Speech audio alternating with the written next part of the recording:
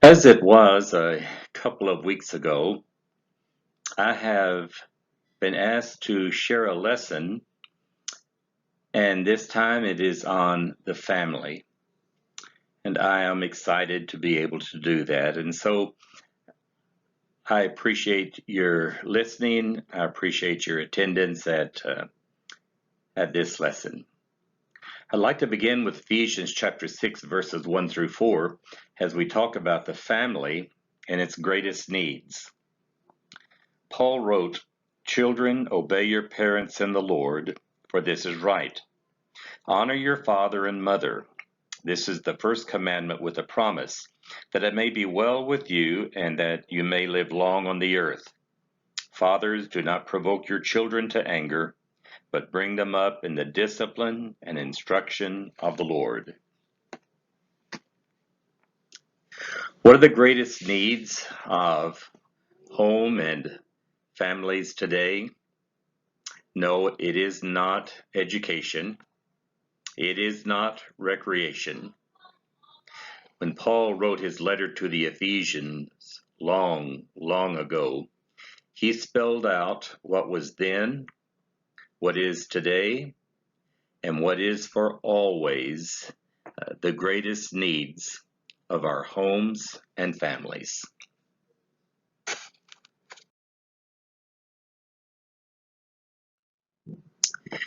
Children, obey your parents in the Lord. This is the first great duty that God has commanded of children who are old enough to understand the words.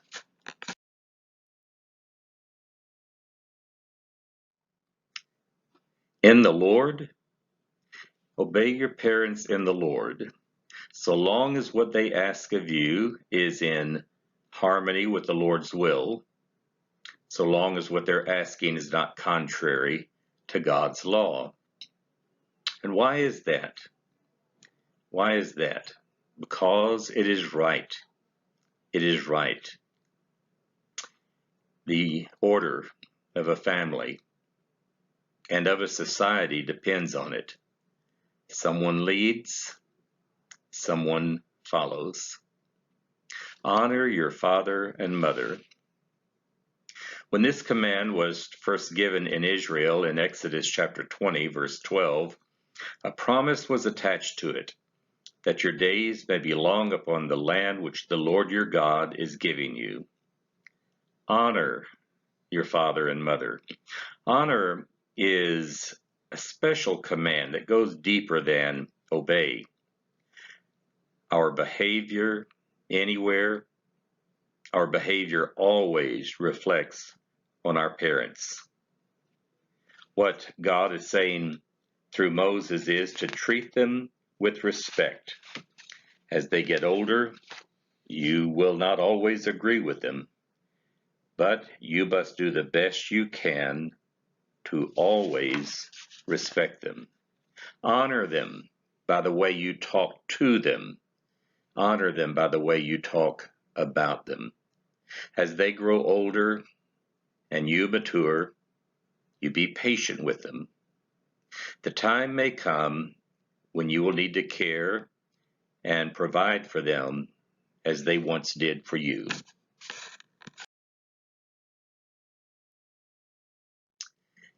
Fathers, do not provoke your children to wrath. Bring them up in the nurture and admonition, the training and discipline of the Lord.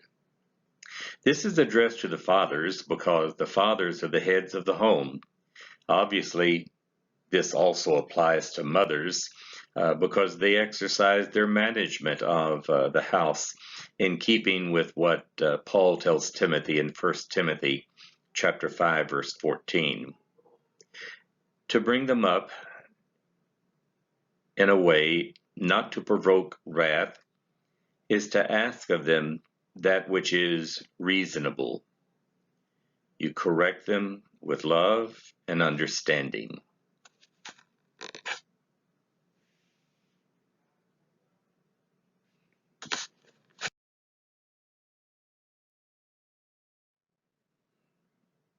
You do your best to be consistent in dealing with them.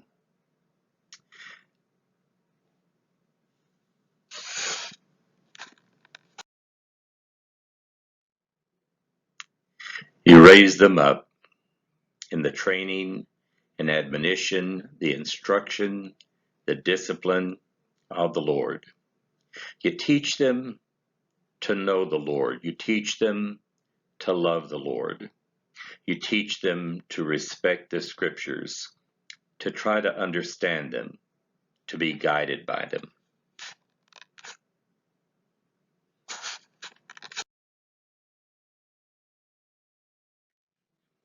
This training, this molding, this admonition, this instruction needs to begin while they are still little children. I know the first place that we took our children was to church. It didn't hurt them, and I hope it did them some good. Young children should be taken to worship services, taught to be reasonably still and quiet, and then as they get older, to listen. When they're old enough to understand what the preacher is saying, they should be expected to listen, to pay attention.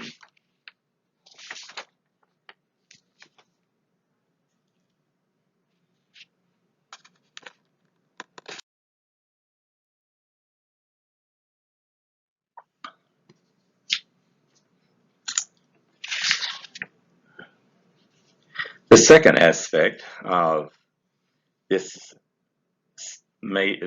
situation of the family and understanding what is the strength of the family, what is strong for the family, what is the greatest need for the family, is a need to understand your family and its various relationships. All right, I'm going to give you what is called in the movies a spoiler alert, and here it comes.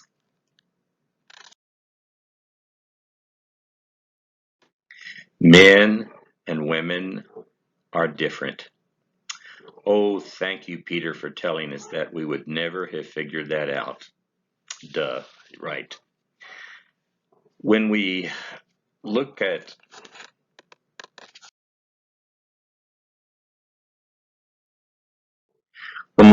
how men and women are different, a man is attracted to a woman visually, and his relationship with his wife is based upon what he sees in her and what she does. There's a wonderful passage that Solomon wrote in Proverbs. He said in this 31st chapter of Proverbs, beginning of verse 10, a good wife who can find, she is far more precious than jewels. The heart of her husband trusts in her, and he will have no lack of gain. She does him good and not harm all the days of her life.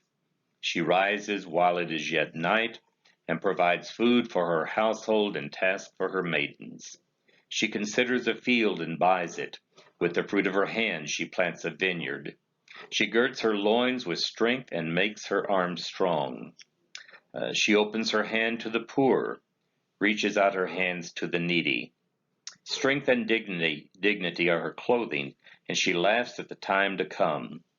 She opens her mouth with wisdom, and the teaching of kindness is on her tongue. She looks well to the ways of her household, and does not eat the bread of idleness. Now, this is the matter of how men are attracted to women. A man sees in his wife, and his appreciation for her is based upon what he sees in her and what she does. There's another great passage in the Song of Solomon, and what is so interesting about this book is it shows how a man views a woman and how a woman views a man. A woman excels at building relationships. A man sees his wife from what he sees and from what she does. In the Song of Solomon, when the prospective husband looks at his wife, he looks at her. Well, let me read to you what he says in Song of Solomon, chapter 5. He says, beginning at verse 10, "My beloved is all radiant and ruddy, distinguished among 10,000. Let's go back to chapter 4. "You are beautiful, my love, you are beautiful. Your eyes are doves behind your veil. Your hair is like a flock of goats moving down the slopes of Gilead. Your teeth are like a flock of shorn ewes that have come up from the washing, all of which bear twins, and not one among them is bereaved. Your lips are like a scarlet thread, and your mouth is lovely. Your cheeks are like halves of a pomegranate behind your veil. Your neck is like the Tower of David, built for an arsenal, whereupon hang 1,000 bucklers, all of them shields of warriors." When he looks at his wife, he describes what he sees from the perspective of the young lady in the Song of Solomon. When she thinks of her beloved, that is what she calls him, my beloved. She excels at building relationships. He is attracted to what he visually sees and what she does. I have a new book that I will show you Sunday morning. Everything that men know about women. It's a fascinating book. I will show it to you then. It's interesting that when we talk about marriage, we talk about the responsibility that each one has to the other, in that it requires that each one, the husband and the wife, each one gives 100%, regardless of what your spouse does. Each one is required to give 100%.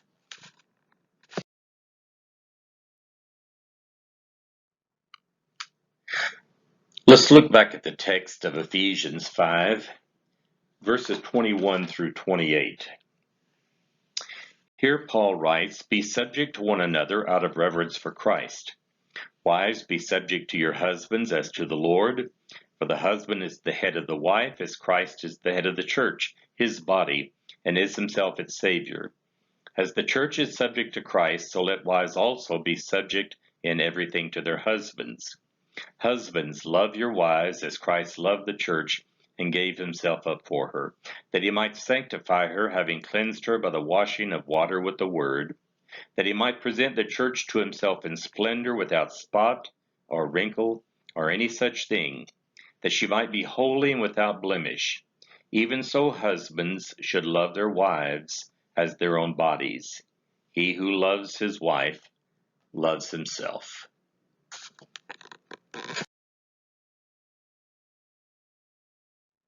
You know, when I read this, what it tells me is that as I look at what each is commanded to do, where in this text that I read does it read that you are entitled to anything? If you are a man, you are commanded to love your wife. Not a word in this text that authorizes you to demand anything from her.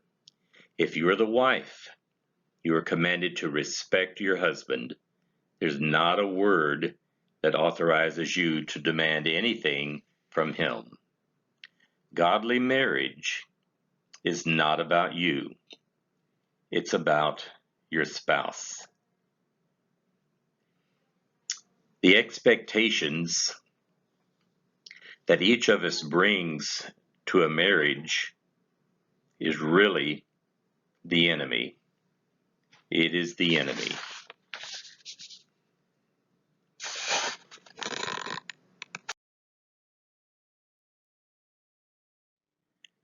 True love is not about self. It is not about self. Love wants the spouse to be happy and fulfilled. And love finds its happiness, its fulfillment in bringing that happiness and fulfillment to someone else.